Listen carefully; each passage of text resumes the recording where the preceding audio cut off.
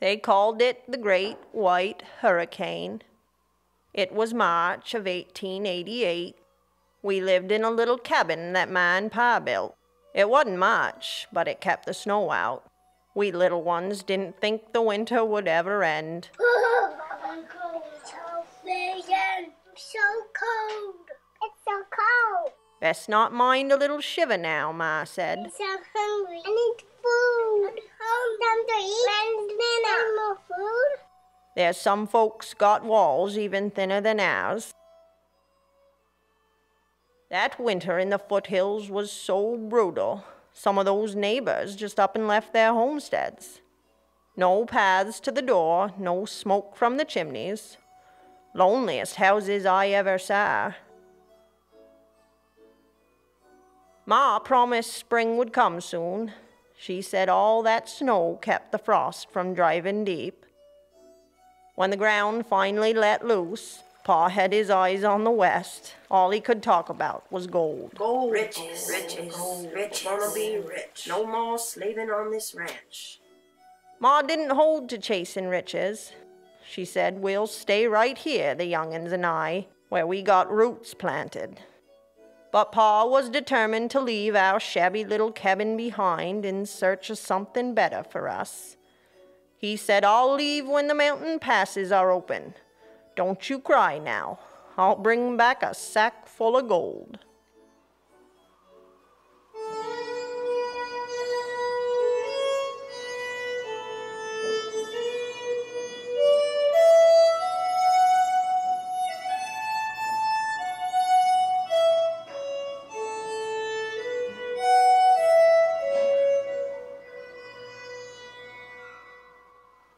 Pa headed west when the snow melted. Come back, Papa. Papa, where are you going? We waved goodbye from the porch of our ranch, not knowing if we'd ever see him again.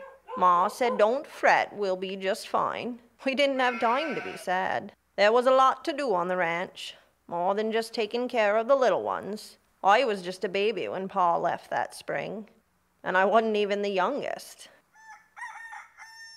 Thank heavens, our cousin came to stay with us to help out with the chores while Pa was gone.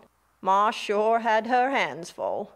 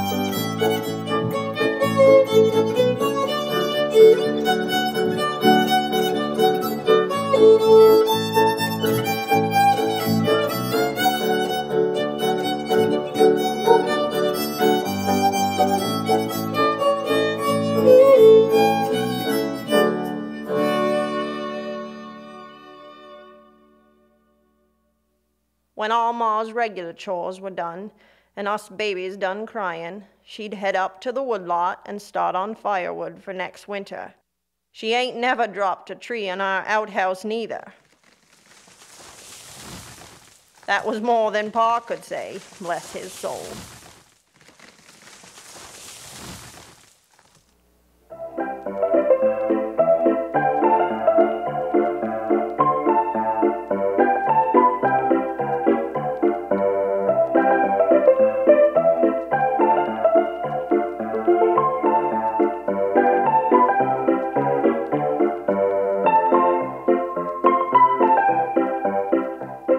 After the long, deep snows of winter, it was a simple pleasure to sit in the spring sun on our new porch.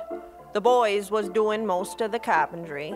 We babies weren't much help, but we weren't much trouble neither. Spring was finally here, everything coming back to life.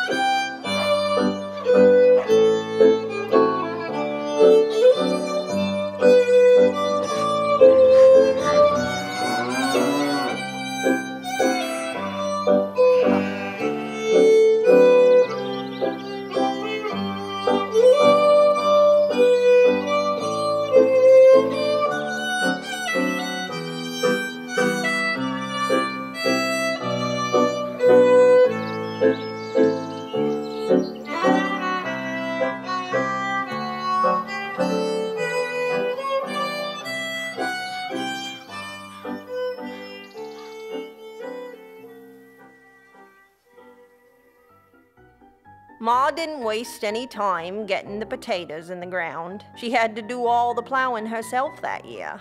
You'd think she'd scale it back a little. Not our Ma. To us, that potato field seemed endless, row after row of the same. Ma sure had a strong back, but an even stronger resolve. Oh, it ain't nothing, Ma said. You just keep on keeping on. Sometimes I think she could have done it a lot faster without our help. But Ma was always so patient, and luckily we were hard workers and followed directions to a T. Those potatoes would save us from hunger all winter.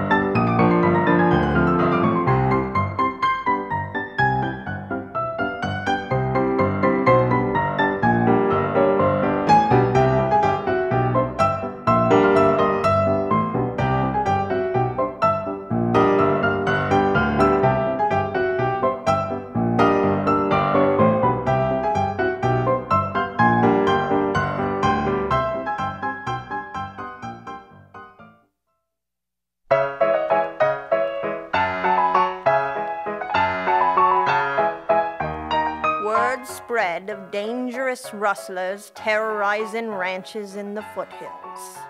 The sheriff had been tracking them for some time without much luck. But that sheriff, he could tell a whole story from just one footprint. He did his scouting on foot down in the ravine. Ain't no horse want to tumble to the rock bottom in here.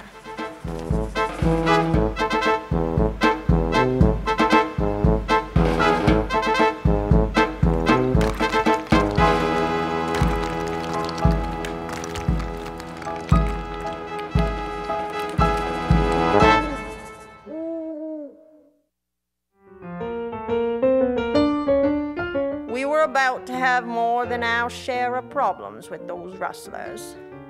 My brothers tended the sheep in the upper pasture. It wasn't too hard. They chased away wolves and coyotes and made sure no lambs got tangled in the barbed wire fences.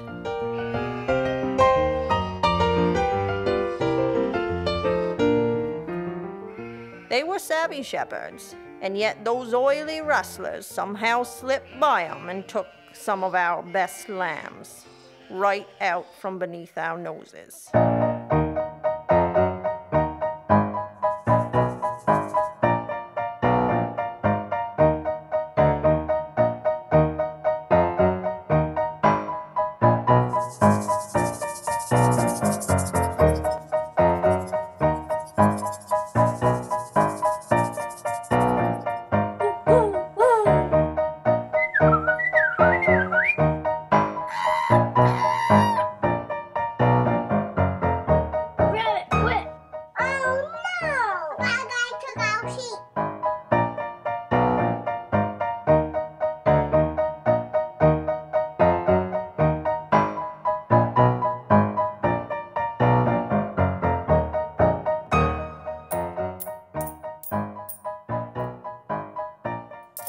be rich. I got 11 pieces of gold. Ma went after them, but they were long gone. Those lambs were worth their weight in gold, they were, and we felt their loss sorely. Even as trouble descended on our ranch like crows to a cornfield, we were ever so excited by the arrival of the new schoolma'am. She had come a long piece to run our little school. As she had no place to go, Ma naturally offered lodging with us. Ma couldn't stand to see someone in need. Life sure has a way of filling in empty holes. The schoolma'am traveled light. She didn't have much other than the clothes on her back and the horse she rode in on.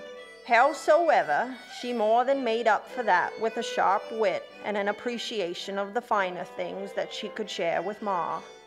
Evenings would see them enjoying tea and frown up talk. It sure was nice for Ma to have someone to talk to, especially when times were tough. A champion to say your kids and your cows look plenty plump, even when you're not so sure. Ma always thought there was a lot to be said for keeping up good manners. Sometimes that was all that separated you from the ruffians. And she said you should never save your fine china for a special occasion. Use it every single day.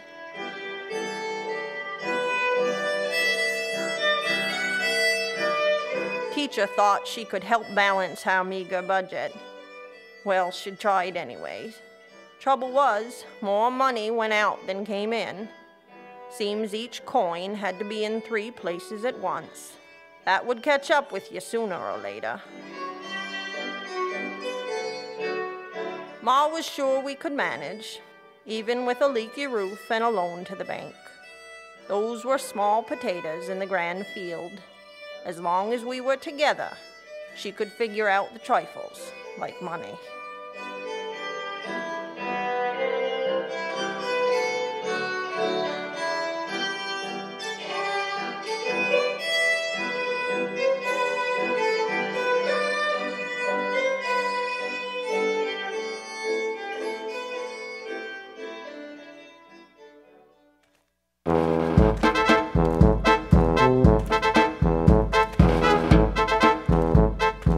Finally, the sheriff got a lead from the saddle maker.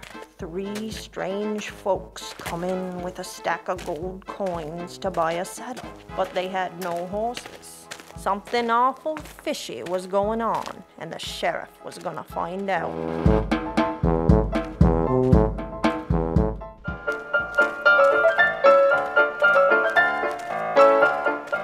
These rustlers had been holding up ranches, stealing animals and selling them, camping out in different places each night so they wouldn't get caught. They were thought to be cunning and savage, a most dangerous combination. Some towns in the West had so many outlaws that the sheriff would need a whole posse to keep the law. But our sheriff had to go it alone. He liked it that way. Said he did his best tracking without no clumsy team. And there'd be hell to pay if you so much as mentioned getting help from the federal marshal. No, our sheriff could handle this little situation by himself. But those rustlers, they were vagrant virtuosos with little talent for living off the land, but experts at pillaging. Something our little town ain't never seen the likes of before.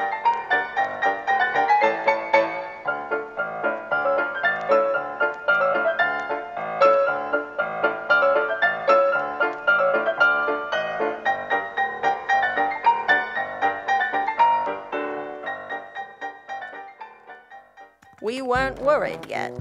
Our bet was on the sheriff. He had the eyes of an eagle and the balance of a mountain goat. But these foothills were hostile terrain. You'd be lucky not to get 2 or 3 broken ankles in there at least. Mudslides, sinkholes, quicksand, brush fires, hailstorms, rattlesnakes, and rustlers. It took a strong character to hold it together out there alone.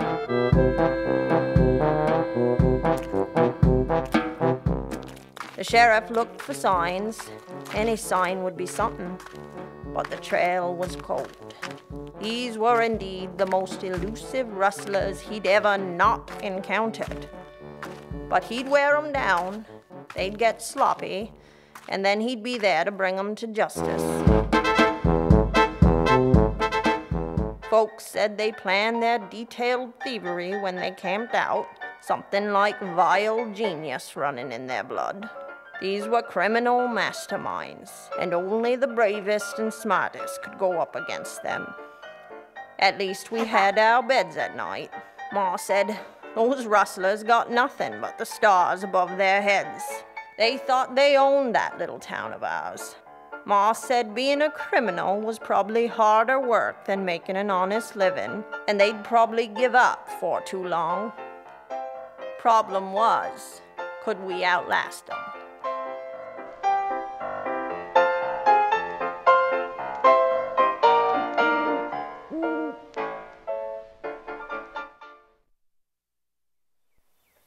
Ma often packed a basket of food and sent us kids delivering it to poor folk nearby. No matter how rancid our butter was, we still had some to slap in the pan. Won't hurt to help others now and then, she said. In the evenings, Ma walked the bounds of our ranch, looking for animals, trees on fences, signs of wolves, and most importantly, signs of those rustlers. It was her job to keep us safe in our beds, and she took that gravely.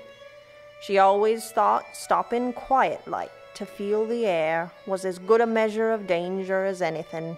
The fields around the ranch were vast, and she took her time, doubly checking the gates. We couldn't afford to lose any more of our livestock.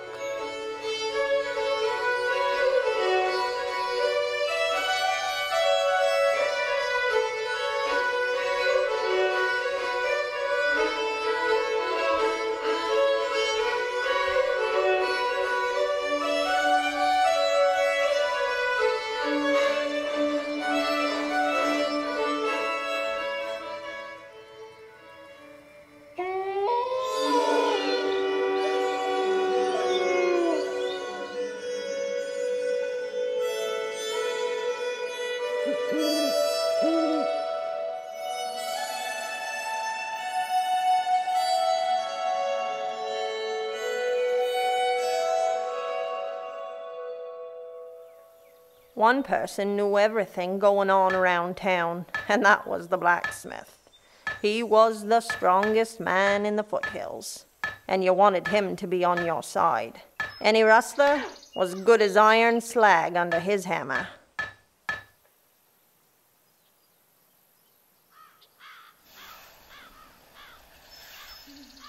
When our horses were lame, he fixed 'em up real nice, but one pass of the rasp of 10, he charged the same. He said a horse can kick you any time she wants, and you gotta be ready.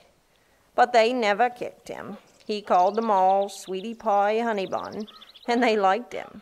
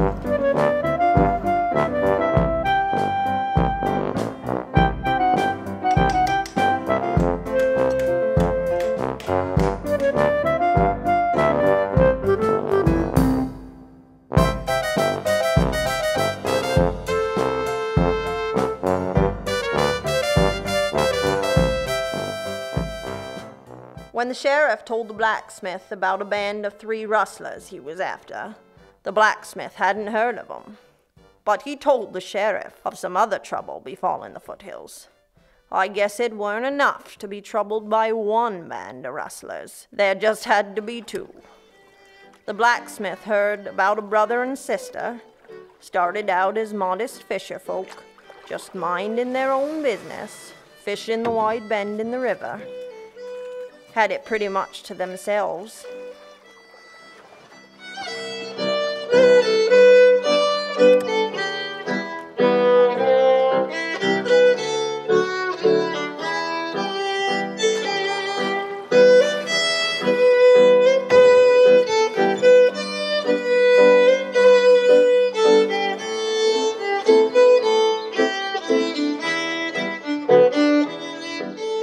They hadn't had a bite all morning, and that midday sun made them feel awful drowsy.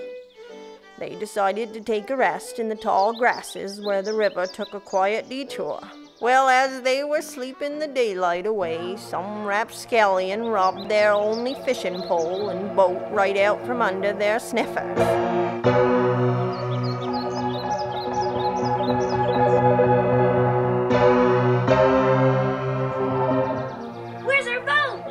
What? He took it! Oh no! I did not look that way. Where could it be? I don't see it anywhere. Let's get him! This act of crime against them hardened their hearts and turned them to their thieving ways. First thing they did was steal themselves some horses.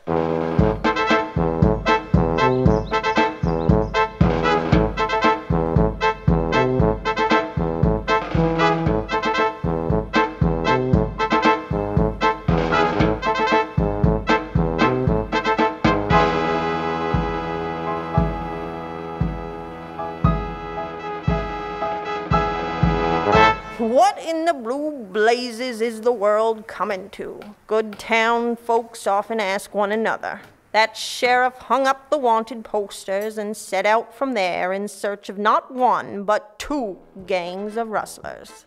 Now, these new rustlers took to bandit lifestyle like pick took to pocket. Their sour outlook warranted all the stealing and general misbehaving which they was about to take part, grabbing that old golden rule and ramming it down the latrine, so to speak. They might be new to rustling, but they had a pretty good idea who was ripe for burglaring, and that who was most often us. They said these rustlers were the nervous type, always worried someone was out to get 'em. Probably 'cause they was out to get someone. Always looking over their shoulders for signs of trouble in the wind. Folks said the rustlers could tell the sheriff was close at hand 'cause the wind tastes like the silver in his badge. Now that's just fool's talk, if you ask me.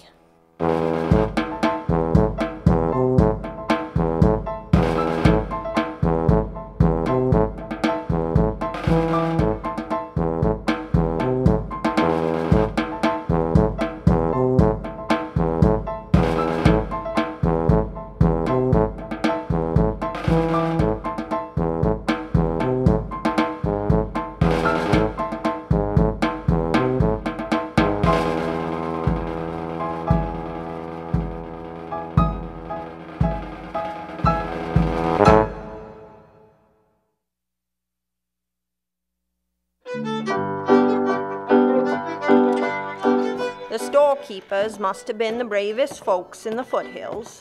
They had a ramshackle shop chock-a-block full of genuine loot.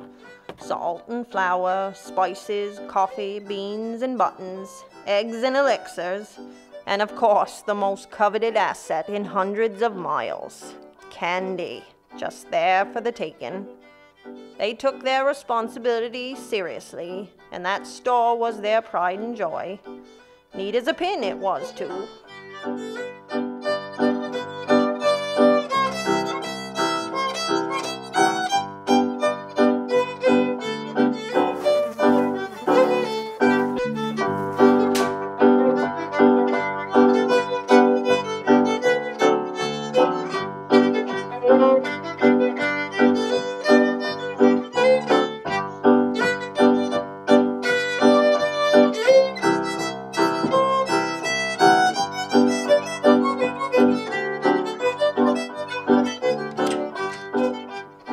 most of the folks round were good honest ones, like our ma, come in to trade what little they grew or raised for the things they couldn't grow, like a pair of leather shoes. Temptation was high, and the bartering could last for hours. But Ma was willing to walk away if she couldn't strike a good deal then and there.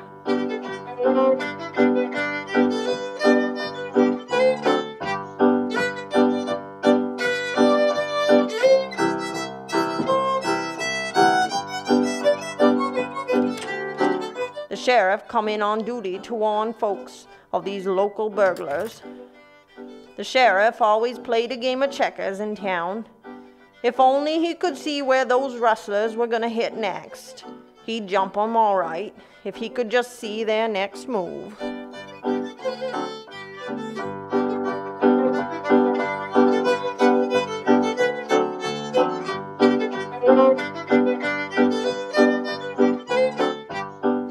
Now Ma had 2 gangs of rustlers to watch out for. Well, tarnation. When it rains, it pours, she noted.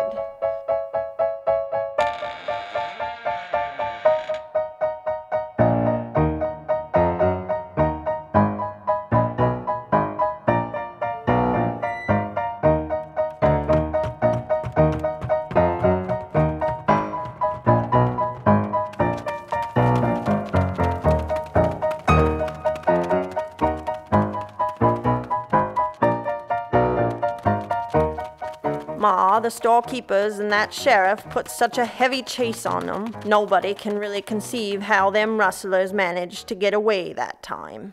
The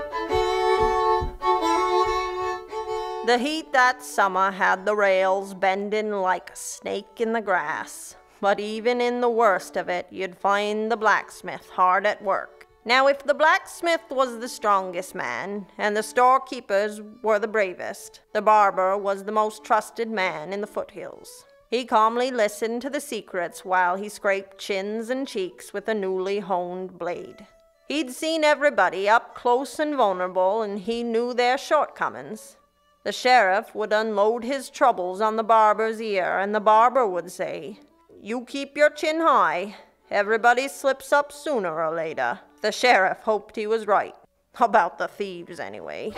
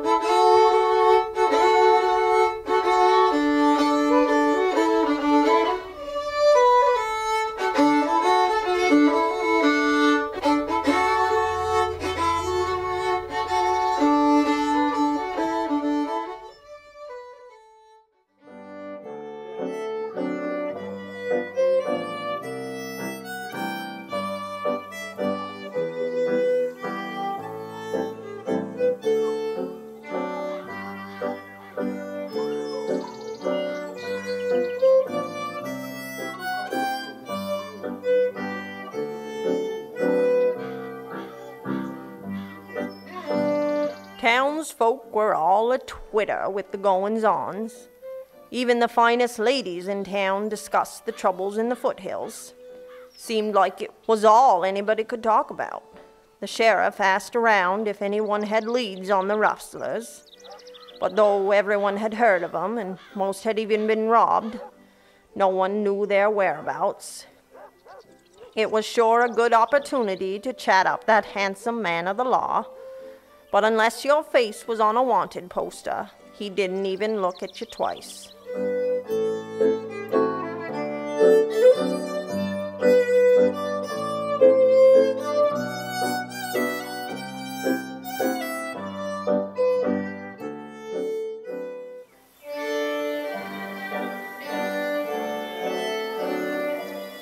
Summer was a brief period of plenty. The rustlers, who robbed us nearly every night, couldn't keep up with the bounty exploding on our ranch.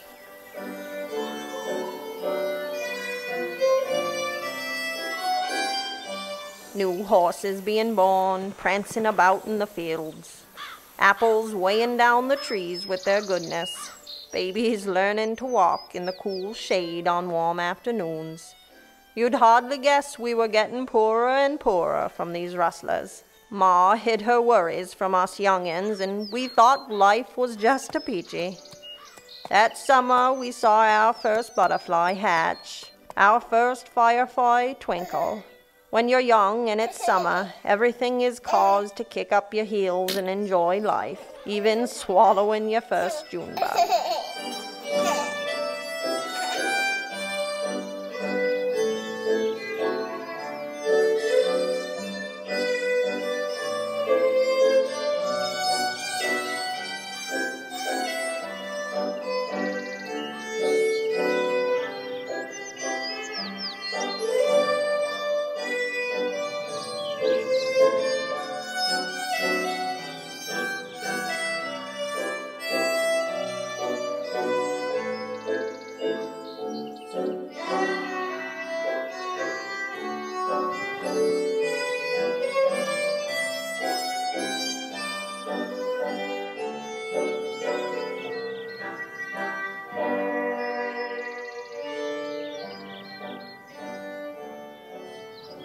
I took my first steps that summer, right along with all the young stock.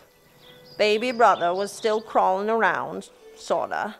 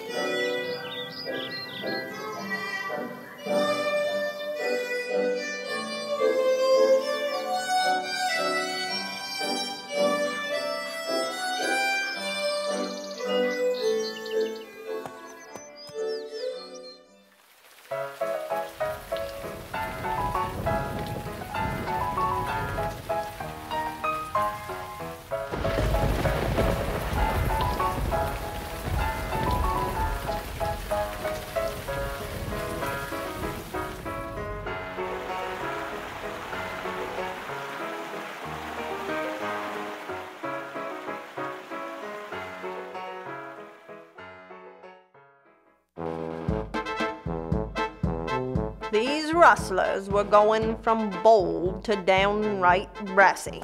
Must be they knew there was another gang out there too, and the competition was tense. One of the gangs of rustlers got a hold of 2 of our horses in broad daylight. Weren't Ma's fault.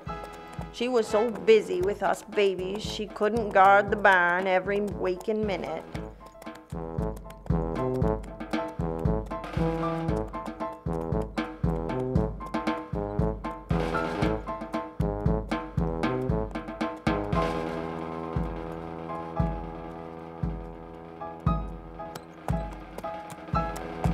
Now, nobody really knew where those rustlers came from.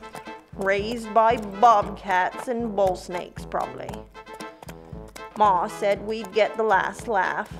They'd taken 2 of the slowest, most stubborn horses in our herd, but they managed to stay a half-day's walk ahead of the sheriff for some time, though they could feel him closing in.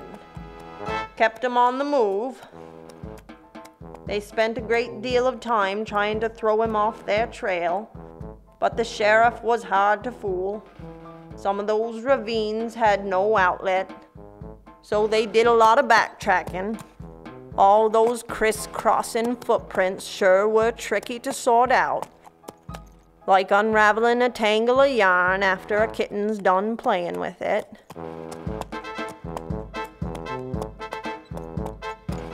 Those rustlers took turns on the horses, going from ranch to ranch, making a circuit of robberies. But they weren't getting rich yet, just working at keeping their bellies filled. You get pretty hungry traveling to a different ranch between every meal.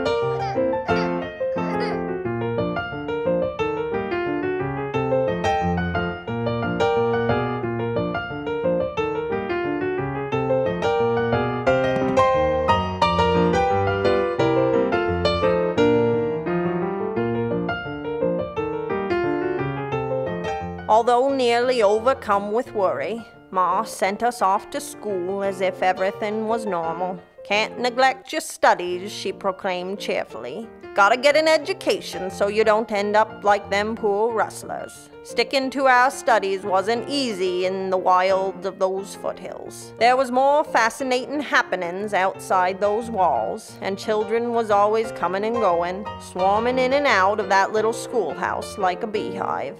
How was a teacher supposed to keep us all wrangled in that little room?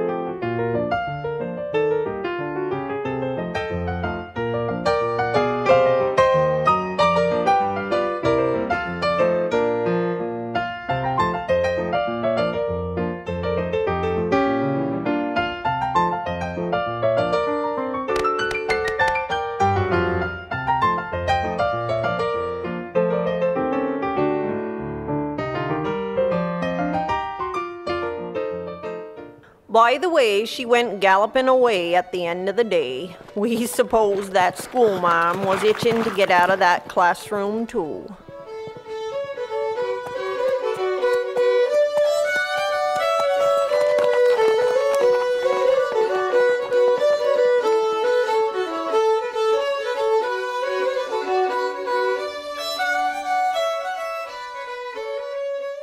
Very often, Ma would ride out and meet the schoolmarm after class was over. They would ride the range on their way home, count stock and observe everything.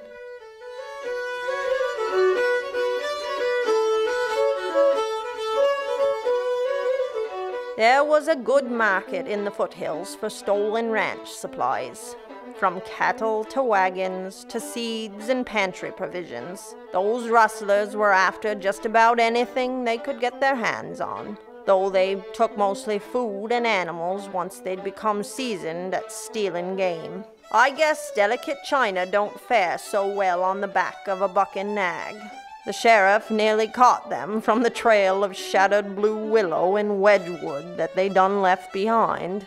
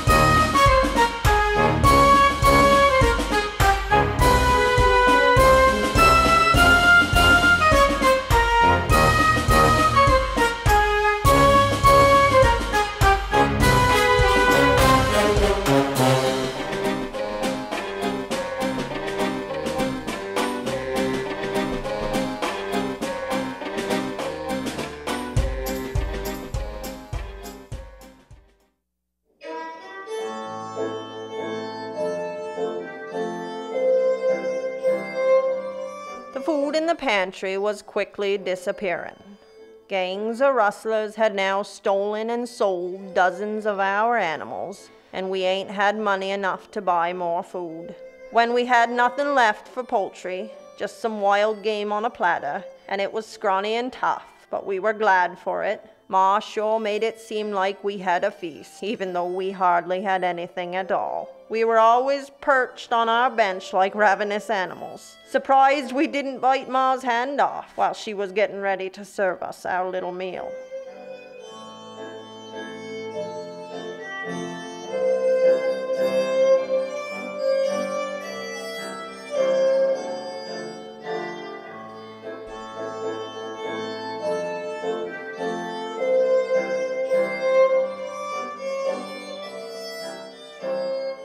And she was always so fair, counting out the peas so we each had the same amount.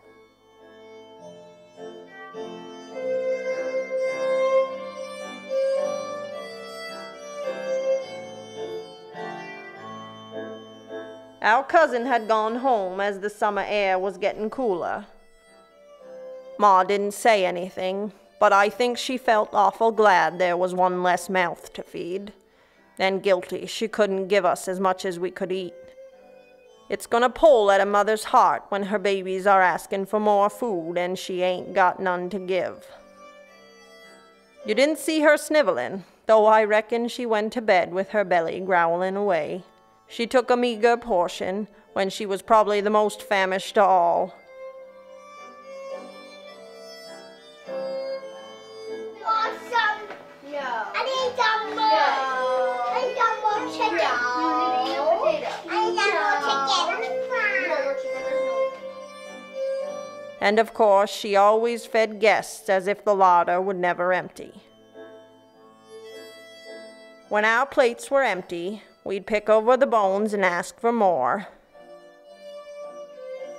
We didn't understand why we couldn't have any.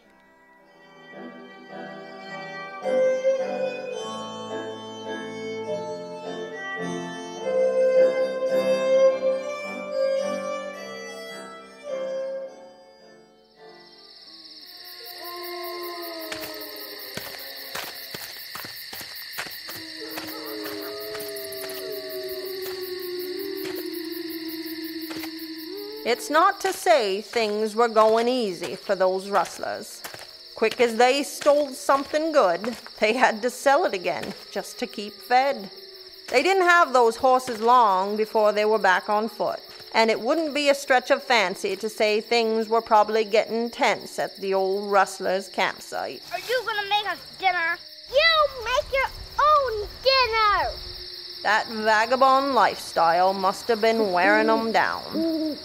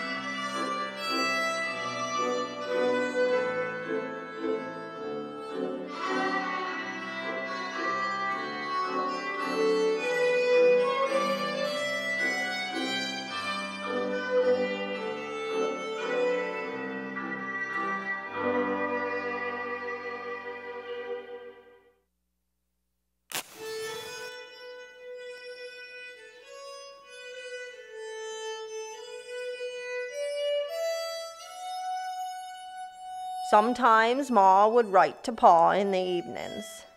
Dear Pa, I'm hoping this letter reaches you out in the gold fields. I'm sending it care of the trading post you mentioned. It was good to receive your letter and know you made it safely, though it did sound like a hard journey. Glad to hear both the horses made it in such good condition. Don't be discouraged that you haven't struck gold yet. That sounds like a promise in vain. Just stick with it. I don't wish to trouble you with too many details, but we've had a few troubles of our own here on the ranch. A band of rustlers, or maybe two, have been making off with some of the stock. Something must be done. The sheriff is working hard to track down these rustlers, but I suspect we'll have to take a hand ourselves.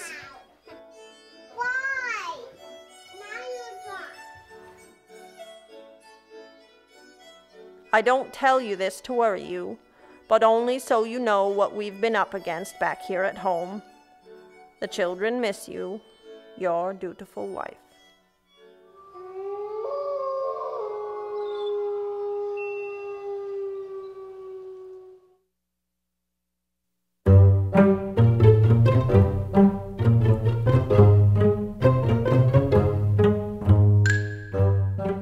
It was only a matter of time before these rustlers' paths would collide. You know the saying, 2 heads is better than 1. Well, 5 rustlers' heads is even more better. Once teamed up, they figured they'd be unstoppable.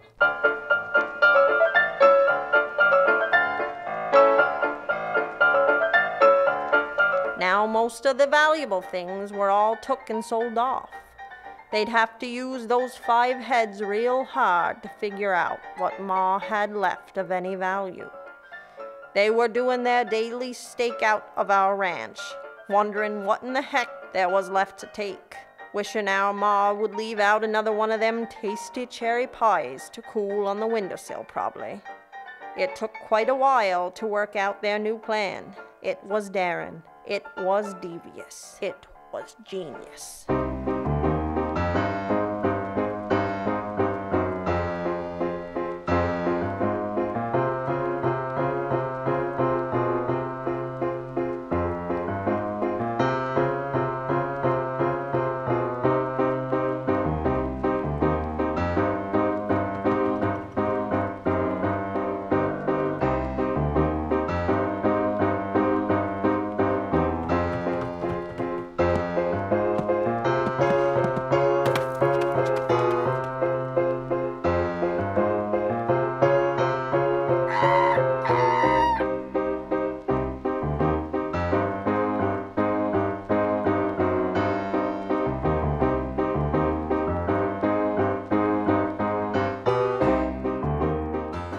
Maybe my brother would be good for some ransom.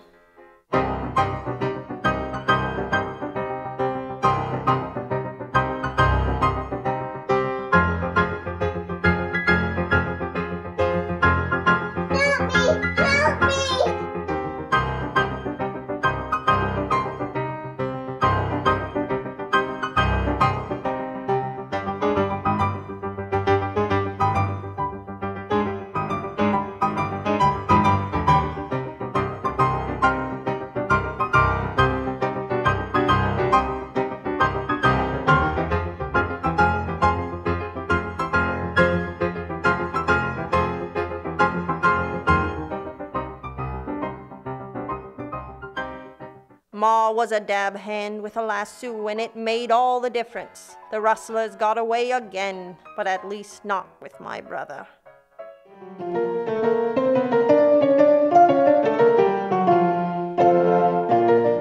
The Belly Up Saloon was the local watering hole in the foothills. Just about everybody passed through there from time to time. Sure enough, those rustlers got the gambling fever. What could be better than free and easy money? Guess they weren't smart enough to gamble outside their own circle. Belly Up Saloon is where we come and break from a big ranch raid. Finally get our well-earned rest in a little spot of shade. You got no notion the sweat it takes to keep from breaking sweat. Though steadfast to a life of leisure, the thievery will offset.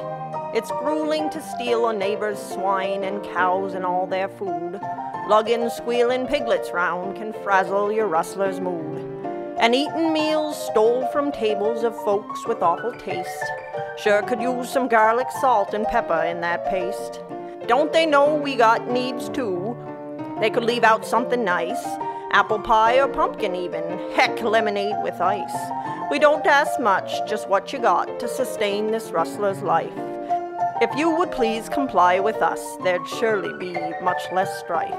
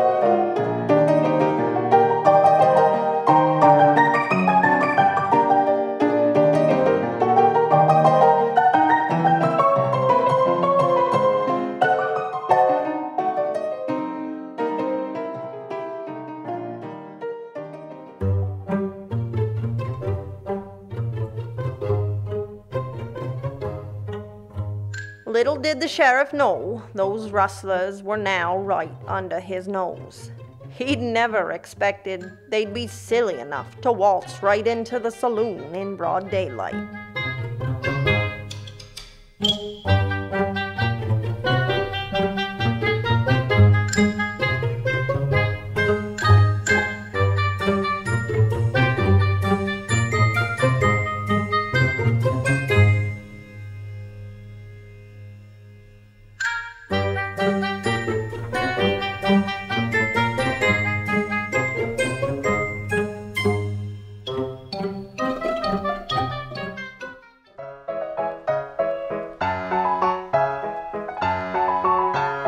It was only when our ma, who was at the end of her rope, came a-looking for the sheriff that they finally spotted those careless rustlers.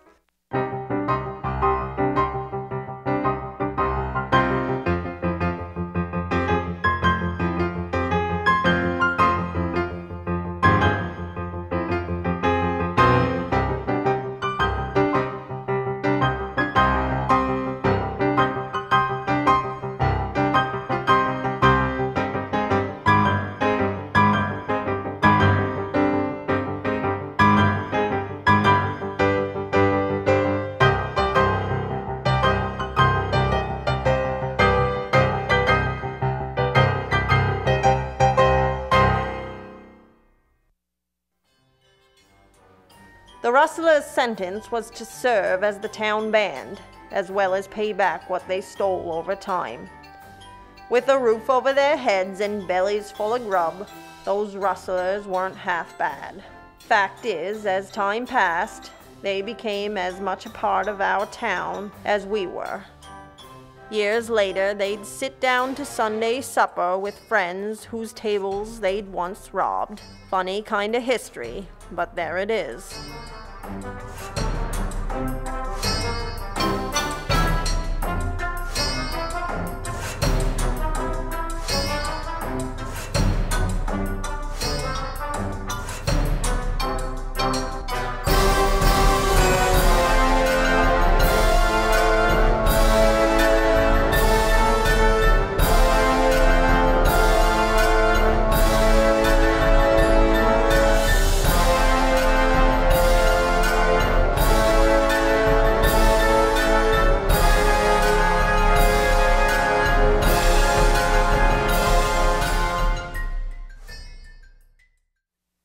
Even though there was plenty of food again, you could tell we'd been through hard times. My brothers would eat the crumbs on the floor when there was still a feast on the table. I suppose it's good not to let victuals go to waste. There are hungry people in the world, Ma always said. It's not a tragedy to know what it feels like. With all the rustlers gainfully employed and under the watchful eye of the sheriff, Ma had finally been able to recover some of the money from our stolen animals. There was plenty of food on the table again, and Ma kept it coming. Some folks say Ma went too easy on those rustlers. Well, she said to them, some folks just need another go at things. Besides, those rustlers never would have told her where their hidden stash of gold coins was if she sent them to jail. They were mighty grateful for their second chance. I think Ma always knew we'd come out on top. And about those rustlers, Ma always said, it's never too late to change suits. By and by, Pa did return from the West with the modest cash, and we were all back together again. Maybe we didn't have bags of gold, but we sure felt plenty rich.